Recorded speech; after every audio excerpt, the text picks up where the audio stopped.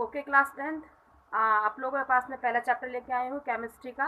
तो हम लोग तो स्टडी करते हैं, ऑनलाइन हो नहीं पाया, थोड़ी प्रॉब्लम हो गई थी, तो मैंने रिकॉर्ड कर दिया आप लोगों के लिए। जितना भी मैं आप लोगों को आज पढ़ाऊँगी, आप लोगों ने उसके नोट्स बना लेने हैं बेटा। जब भी लॉकडाउन खुलेगा तो वो कॉपी हम लोग चेक कर लेंगे, आपके नोट्स चेक कर लेंगे, क्योंकि हम जानते हैं बेटा केमिस्ट्री के आईसीएसई का सिलेबस बहुत ज़्यादा वास्ट है। उसको कंप्लीट करने के लिए हमको पढ़ना ज़रूरी है।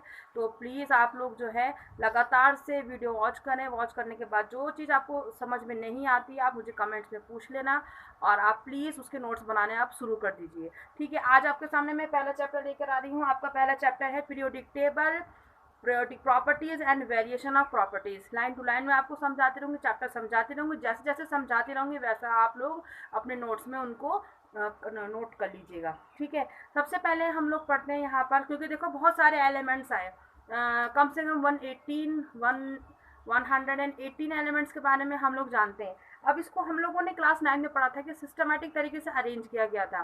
तो इसके लिए हम लोगों ने क्या किया था, 9 क्लास में हमने पढ़ा था कि वहाँ पे अलग अलग जो है रिसर्च करने वाले आते हैं, साइंटिस्ट आते हैं, और वो क्या करते हैं पीरियोडिक टेबल को अपने अपने हिसाब से क्या करते हैं अरेंज करने की कोशिश करते हैं। तो सबसे पहला नाम मैं जो लेने जा रही हूँ, ये आपके सिलेबस में जो है वो है डॉबेनियर का। हम जानते हैं डॉबेनियर ने जो हमको दिया था वो दिया था ट्रेड, और ट्रेड के मायने होते हैं 3।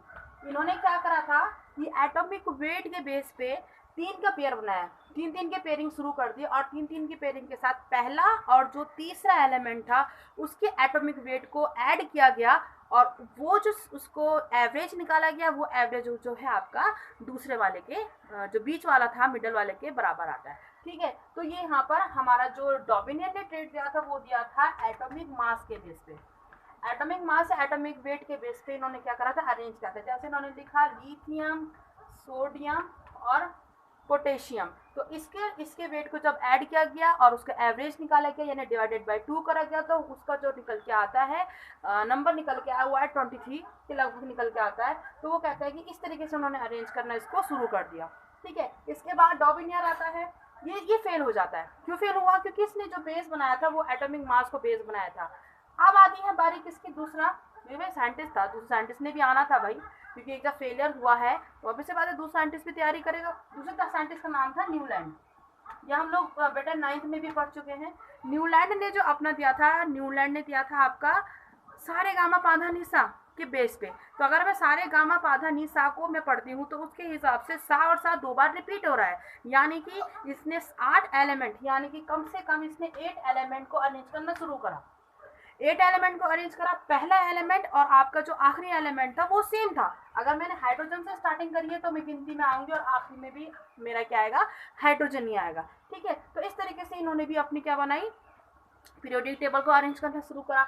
अब इसके बाद डॉबिनियर भी रहा, हमारा न्यूलैंड भी आ गया, अपनी इसमें अपनी वो भी दे दी। ये दोनों के दोनों फेल रहे बेटा। क्यों फेल रहे? क्योंकि इन्होंने जो है बेस क्या बनाया था, एटॉमिक मास को बेस बनाया था। एटॉमिक मास इनका सबसे बड़ा फेलियर था।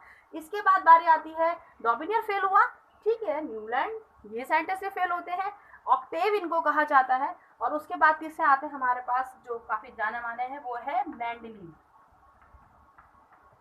मेंडलीव की पीरियोडिक टेबल है, ये काफी हेल्पफुल रही आगे आने वाले मॉडर्न पीरियोडिक टेबल के लिए। इनका भी जो बेस था सेम एटॉमिक मासेस के बेस पे इन्होंने अरेंज किया था, लेकिन इन्होंने कुछ अच्छा दिया हमको। कुछ अच्छा क्या दिया? इन्होंने बताया हमको पीरियड्स के बारे में, इन्होंने बताया हमको ग्रुप्स के बारे में।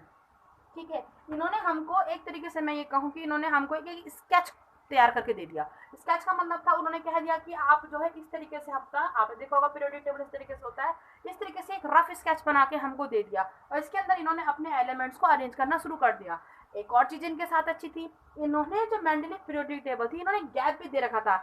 मान लिया जाए इन केस ऑफ दैट कि अब जैसे मान लिया जाए कोई नया कोई साइंटिस्ट रिसर्च करता है और वो 118 में से कोई एक नया वो लेके आता है, कोई एलिमेंट लेके आता है, तो उसको कहाँ पे अरेंज करेंगे? तो उसके लिए इसमें गैप दिए गए थे। तो मेंडलीव पीरियोडिक टेबल काफ़ी हेल्पफुल रही है मॉडर्न पीरियोडिक टेबल के को बनाने के लिए। ठीक है, डॉबिनियर हो गया बेटा, न्यूलैंड भी हो गया और मेंडलीव भी हो गया। मैं इतना बताती चलो, ये तीनों के तीनों आपके एग्जाम के पॉइंट ऑफ व्यू से इंपॉर्टेंट नहीं है, क्योंकि ये 9th में भी काफ़ी बार बताया गया है, यहाँ पे भी 10th क्लास में भी यहीं से स्टार्टिंग की गई है, लेकिन हमें पता होना चाहिए।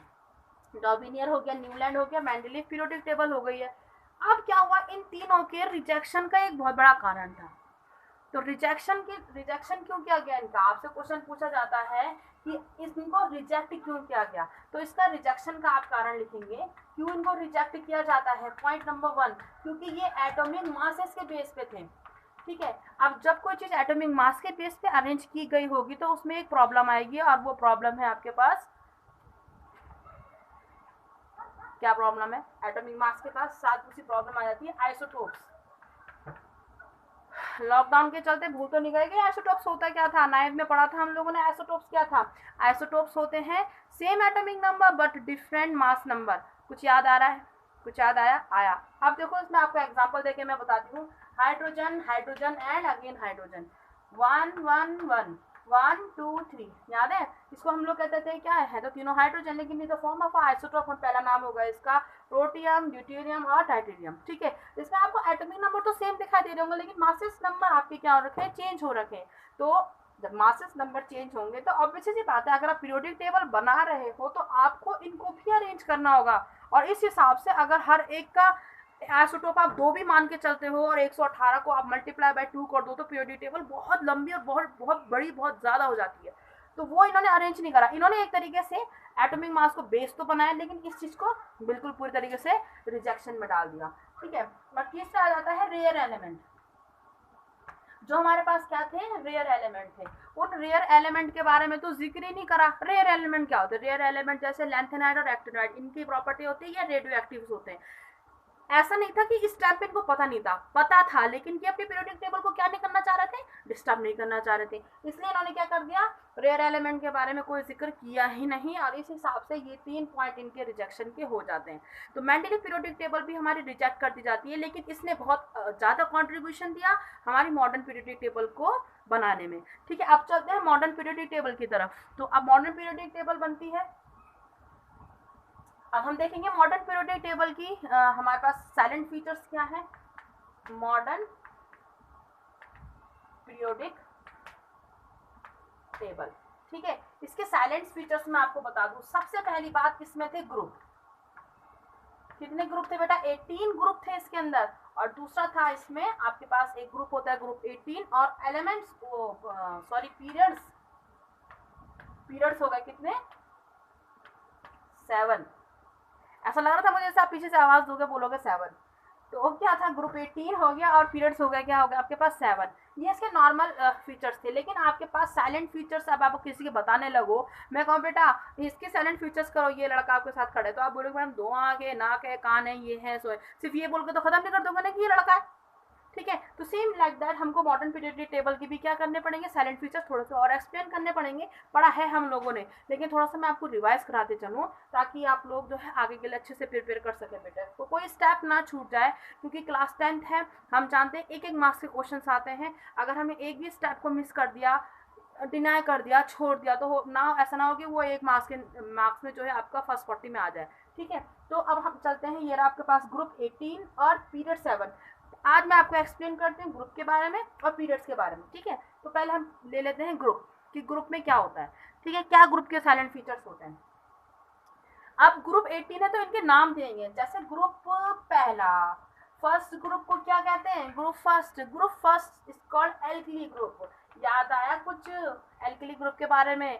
एल्किली क्या होते हैं, एल्किली वो बेसिस होते हैं जो पानी में डिजोल्व हो जाते हैं, उनको हम एल्किली कहते हैं, ओके।